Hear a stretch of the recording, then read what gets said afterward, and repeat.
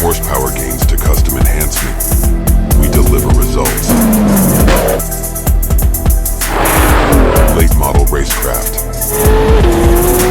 We talking or we racing? All right, welcome back to the channel, guys. For you C7 owners out there with an LT1 platform, bone stock, sitting at home in your garage, and you're thinking, man, should I sell this and upgrade to a C7 Z06 or a C7 ZR1, or what should you do to it? In my opinion, doing the package that we did to Mr. Bird's right behind me is a great starting point to transition to your C7 Corvette into a C7 Z06 and even a little bit better, and I'll tell you why. Let me go under the hood of Mr. Bird's from Arkansas. He shipped us this car, beautiful car, bone stock, and yeah, we transformed it. Let me tell you about it. All right, guys, so when the C7 platform first came out, we were doing a lot of centrifugal superchargers because that was what was marketed first. We helped design a couple of them with other few manufacturers, and they worked very well. They still work very well. But centrifugal superchargers are really like a linear horsepower curve. When you get on it, you need RPM for boost to feel the horsepower. So Mr. Bird, and what we've been recommending lately on a lot of these C7 platforms that we do, to try to convert your C7 to feel like a Z06 or even more, we've been going with the Magnuson 2650. So right away, you pop the hood, you see the supercharger right away. We put American Racing headers on it, as always, high flow cats, stock mufflers. As y'all can see, guys, our nice race style breather that we do on all of our C7s. Again, this is a perfect starting point for you LT1 owners out there or C7 owners out there that are wanting LT4 performance without having to go buy a whole new car. So this package right here, I think at baseline 380 rear wheel horsepower, it's making over 515 or 530. Normally they're like 530, 550 on our dyno jet. I think the hub dyno only showed like 515, 520, but you're talking 130 to 140 rear wheel horsepower gain, well over 100 rear wheel torque, and that's the main difference between the root style supercharger and a centrifugal supercharger, where this thing, when you drive it, you can be at 2,000 RPMs or 4,000 RPMs. You lay in the throttle just a little bit, it's instant boost, instant torque. The seat of the pants feel is incredible. So again, we've kind of moved towards the 2650s. I like them, they're very efficient. And also, in a case like Mr. Bird's, people say, you know, this is all they want to do, this will be enough. Mr. Bird actually did state that, you know what, let me start here, give me a little bit, let me get used to it, bring it back, and we'll do more to it.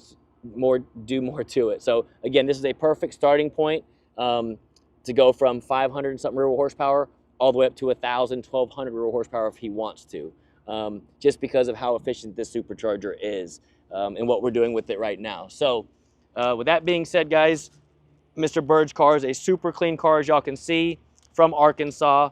130 rear wheel horsepower gains, still drives like a stock car. That's another thing.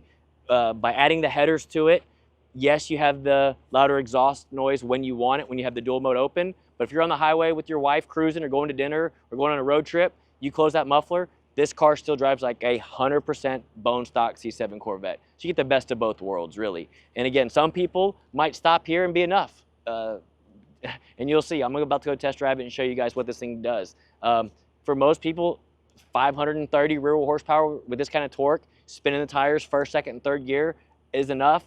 Some people, again, like I said in other videos, once you get bit by this performance bug, you'll always want more. So it is a good starting point in that aspect too. So let me hop in it, take you guys for a ride, and show you what it can do.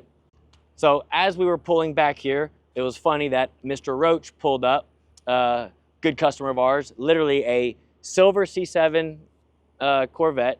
Kind of started the same way Mr. Bird did. He did NA build first, then he said, all right, let's put the supercharger on it, then the fuel system, this, that, and the other. Next you know, he's at 1,000 plus horsepower. Here we go.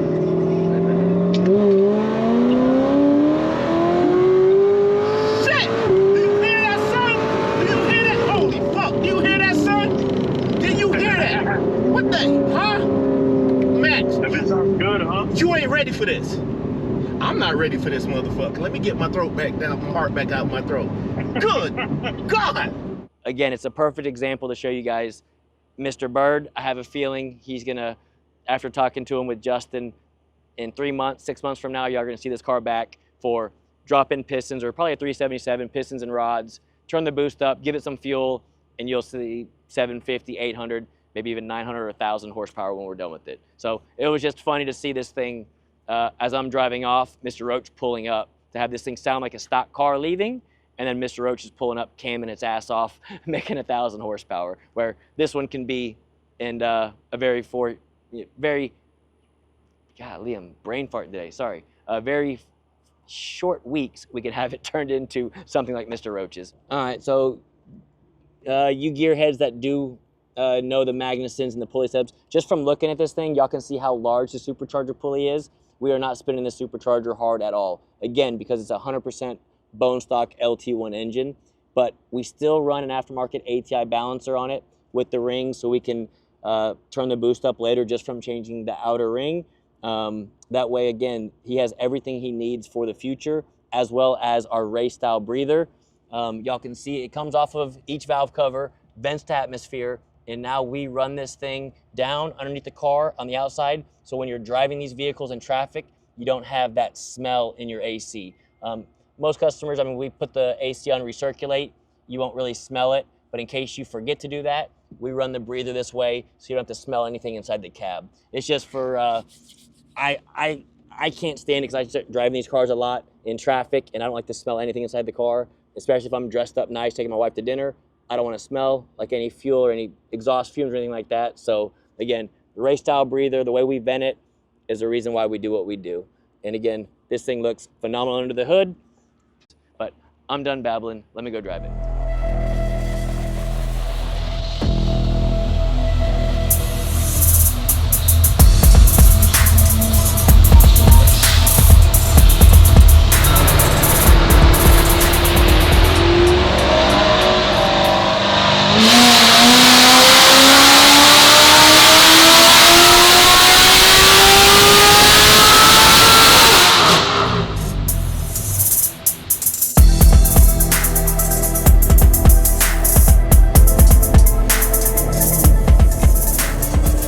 First test drive in Mr. Bird's 17 C7 Corvette. First impressions, car drives like a stock vehicle with the added 2650 and the long tube headers. Obviously high flow cats. We get that great sound when I want it in like track and sport mode with the mufflers open. But if we want this thing to sound like a bone stock car and drive like a stock car, put it in touring mode, and it actually sounds exactly like it did from the factory. This package, like I said, is you see 7 owners out there with LT1s looking for a good starting point. In my opinion, this is a great package for you. Going with the Magnuson 2650 and the long tube headers with high flow cats. It makes your C7 turn into a C7 Z06 with horsepower and torque, and as well as plenty of room to grow in the future. So Mr. Bird now has a car that can run with a C7 Z06 or probably a little bit quicker because of the transmission, the way we have it shifting from a roll like we're about to test right now. I'm going to test the shift points. I'm also watching air, fuel, and timing everything like I normally am. But we take a LT1 C7 and essentially turning it into like an LT4 platform just with a stock short block in it. So this car here, I'm gonna leave it in, actually no, I'm gonna test manual mode first. We're gonna test the shift points, see what RPM they shift at.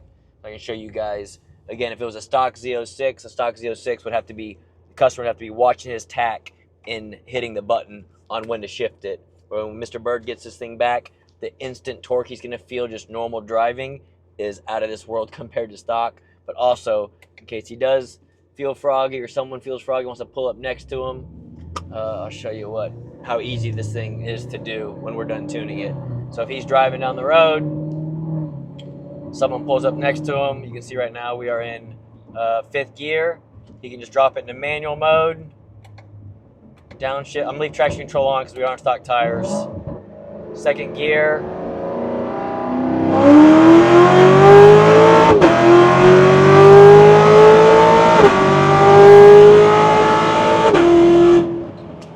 Y'all can see the traction control light flashing at us in second gear, so it's pulling timing, it's doing its job to keep the tires on the pavement without going crazy sideways.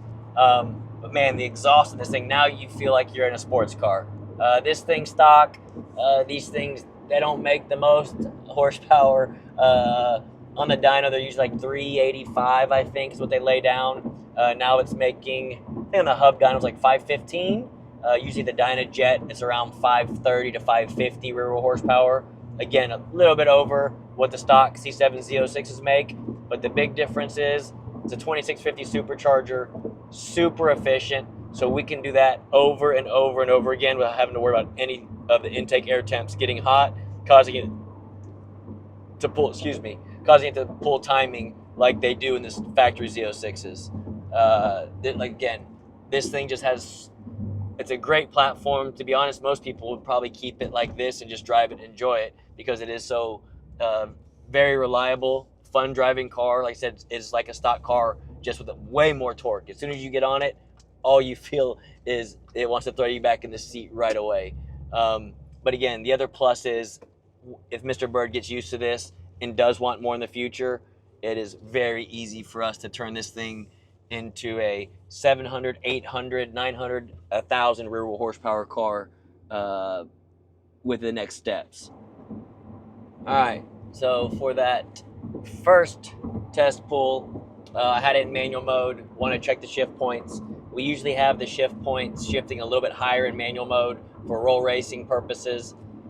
This pull, I'm going to just leave it in drive as a customer would, whether he's going to drag race it from a stoplight at the drag strip or just cruising and then just steps on the throttle, let it downshift and see what it'll do. But yeah, again, we have this thing tuned up pretty safe as far as timing and everything. Again, we want these cars to be reliable, to be able to enjoy what we're doing with these things and keep them in one piece.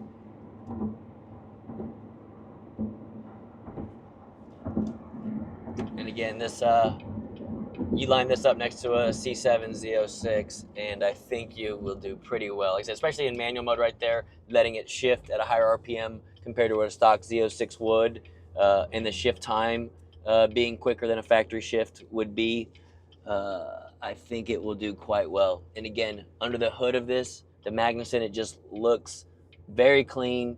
The install looks like it came from the factory like this, all around. And again, with the exhaust, with the long tube headers with high flow cats, we can have it loud when we want it to be, or we can make it quiet just like a stock car. This is it's a hard package to beat. It's a good entry level starting package for you LT1 owners out there looking for more power. So look, 33 miles an hour in fifth gear. I'm gonna slow down just a little bit and I'm just gonna leave traction control on in drive and watch it downshift and go.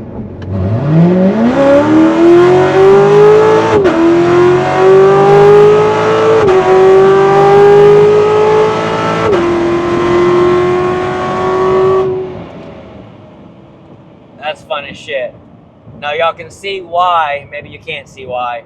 So by the time I floor it and by the time it downshifts, to me, if I'm racing against you, if I'm ready to go, I'm gonna be out a car length ahead of you. That's why I like having it in manual mode, so I can be at my right RPM, and as soon as I stab it, it accelerates. But that shows you right there how fast this car is. From fourth, it downshifted into second. You can see the traction control light flashing the whole time in second gear, and the upshifts were absolutely perfect. This thing drives phenomenal. Again, it's like a stock Corvette, just with a lot more torque and a lot more sound. So I think we hit Mr. Bird's goals right on the head. I'll save this log, but I'm gonna get it back to the shop, get this thing cleaned up and sent back to, I believe, Arkansas. I think it's going back to Arkansas. So this car does run on 93 octane. Again, very simple little package. We do a lot of these things. We used to do a lot of centrifugal superchargers back when the C7 platform first came out. They didn't make what I call the nice, reliable, efficient root style supercharger when they first came out. So we did a lot of centrifugals.